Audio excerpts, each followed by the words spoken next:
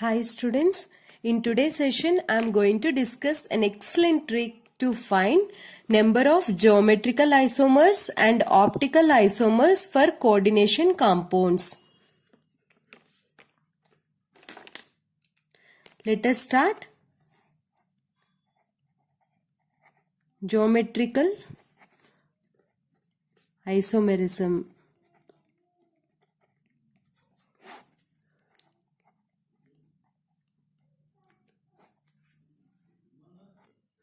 For tetrahedral complexes, there is no geometrical isomerism because if you see, suppose this is a complex. Here the angle between these two is 109 degree 28 minute. And here also the angle is same, here also the angle is same, here also the angle is same. So if you change these two, A and B, D, if you flip like this, then you get the same angle between the two. Means there is no change in the stereo, means space. Then these tetrahedral complexes do not exhibit GI. Let us see case 2. Now see for square planar complexes. First one is MA4. MA4, first draw the structure like this. Metal at the center and 4 ligands are there. See, observe carefully students, you will get your trick also. MA4 ligands are there. All are same, right? Now what you do is just you flip these two. When you flip these two, we get the same structure because here also A, here also A. There is no GI for MA4. Coming to this MA3B. What you do is just draw the structure A, B. And just flip the structure. If you flip this structure, means A and B, what happens here is A is same, and if you when we interchange these two, we get B here and A here. Then if you observe carefully, to this A, perpendicular thing is A, and A perpendicular to A is B. Here also same. To the A perpendicular to A is B, and here also perpendicular to this is A. Both are same. After interchanging also we are not getting any different structure. So to this also no geometrical isomerism. And MA2B2. See, for every time writing like this and finding the geometrical isomers, little bit it takes some time in your exams. Now as your favorite, let us discuss the trick. What you do is just you see number of combinations are possible. To this A to B2, the number of combinations are, you can write how many combinations are possible. We can write A2 as AA. Take two ligands and take as one set. B to BB. This is one combination. And another combination is we can interchange this A and B. Then what you get? AB, AB. Right? Then how many? One more is possible? No, it's not possible. So the number of geometrical isomers are 2. Is it clear, students? How many GIs are possible to this? 2. What are those 2? A to A opposite is A, and to B opposite is B. And here to A perpendicular is B and A perpendicular is B. So what you get? Both are same, just for your understanding. Right.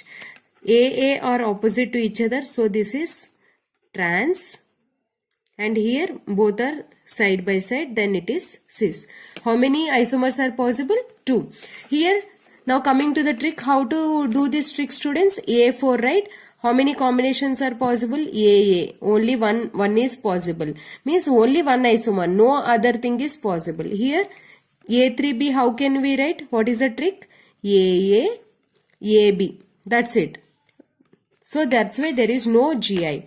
And MABCD, once you try MABCD, how to write? ABCD. Correct? If you change it, what we can get? ACBD. And what one more we can get? BC AD. So total how many GIs are possible? Number of GIs are, no, number of geometrical isomers are 3. What you do is just find out how many combinations are possible. Then those combinations you should take it as number of geometrical isomers. Okay. Now let us discuss for octahedral complexes. Now let us see the number of optically active isomers are possible for a particular structure. If you pass the plane polarized light through the nickel prism or through a particular solution, if there is no change in the light, then that particular coordination compound is optically inactive. If the particular molecule is turning the light either towards the right or towards the left, then the particular coordination compound is optically active, right? And if it is optically active, if it is rotating the light towards the right side, then we call it as dextrorotatory. If it is rotating towards the left, then we call it as levorotatory. Means for optically active form, two isomers are possible. One is D, another one is L. Right? Now, for tetrahedral complexes, see students, observe carefully. For tetrahedral complexes like MA4 type, if you see A, right? If you put in, if you take its mirror image, what we get? If you take its mirror image, we get the, this is back of the plane. We get the same structure. So this molecule, this kind of molecules do not show the optical activity. And if you take MABCD type, here what happens is,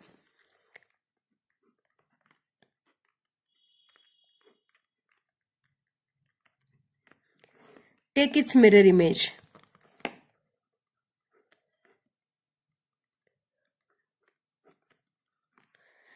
Its mirror image, C comes here, B comes here, this B comes here. So both are, if you try to superimpose this on this molecule, observe carefully. If you put this molecule on this, both are non-superimposable. Means both are not same, right? Then these non-superimposable mirror images, they shows optical activity. What is the condition, students? Mirror images should not be superimposable.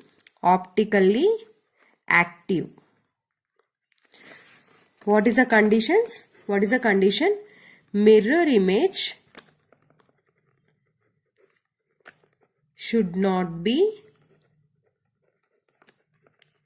superimposable.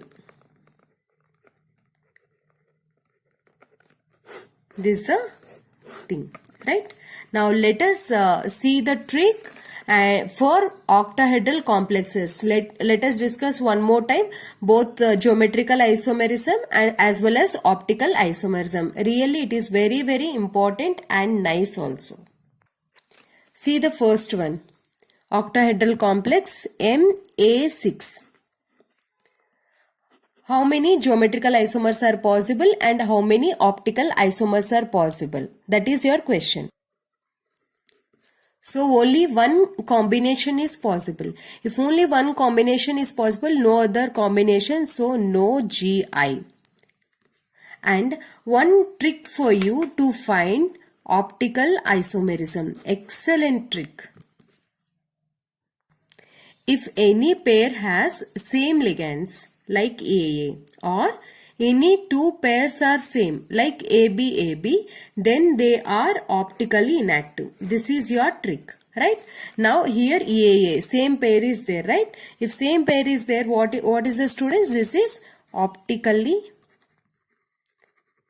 inactive.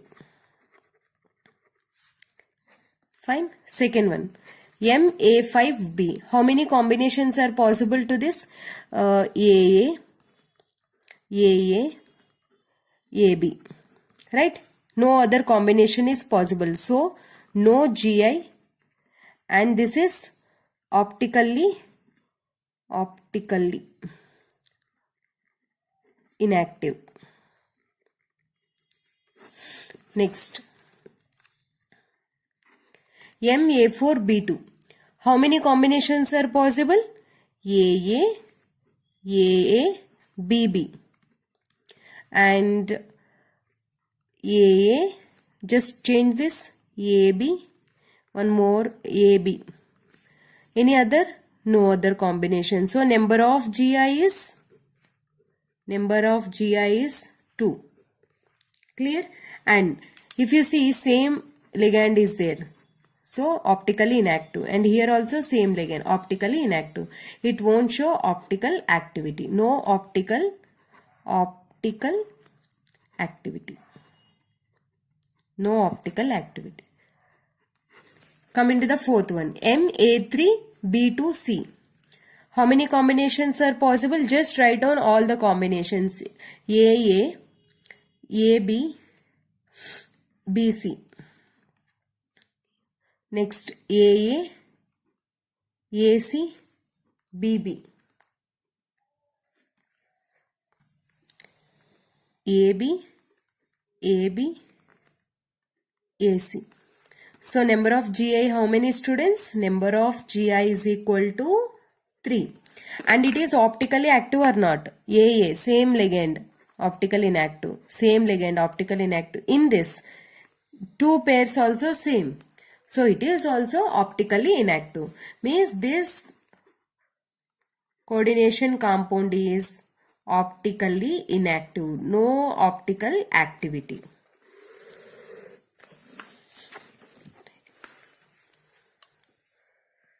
Number 5. Just try these 3. Click on pass and try MA3B3, right? How many combinations are possible? AA, AB, BB. And one more is AB, AB. So total 2 GI. Number of GI is equal to 2. And this is optically active or not? This is not optically active, and this is 2 are same. Same pairs are there. So optically inactive. Optically inactive. Next, MA3BCD, right? How many combinations are possible? AA, AB, CD. This is one combination, and one more combination. AA, just I am changing this to AC, BD. And one more is, I'll change these two. AB, AC, AD. And one more, A root. BDL, right? Then AA,